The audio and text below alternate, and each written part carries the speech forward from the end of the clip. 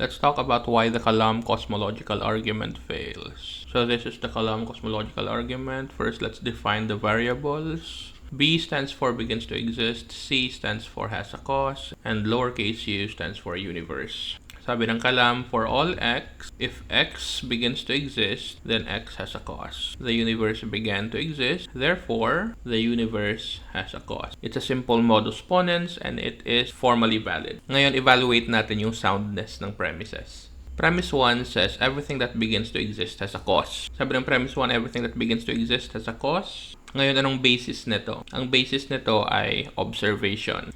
However, I would argue na based on our observation, this premise is kulang or inaccurate. So what would be a more accurate premise? Here's what I would propose. For all x, there exists a y such that if x begins to exist and x is material, then x is caused by y and, kulang na ako sa space, y is material. And all this is saying is every material effect has a material cause. Again, every material effect has a material cause. Since every material effect has a material cause, excluded na ngayon ang immaterial God from being a cause.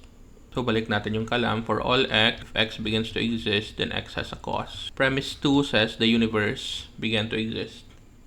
Another problem with this is called the fallacy of composition. Imagine we have a bag. Let's draw a bag. Ganyan. Tapos inside the bag, we have a bunch of red balls. Just because everything in the bag is a red ball does not entail that the bag itself is a red ball. And that's what's happening here. Just because everything inside the universe began to exist does not entail that the universe itself began to exist. And finally, ang conclusion ng kalam ay the universe has a cause. Pansinin nyo, sa buong argument, there's no mention of God. So even if the argument were sound, you cannot conclude from the argument that God exists. But I think that we have demonstrated here that although it is valid, yes, it's valid. It is, however, unsound.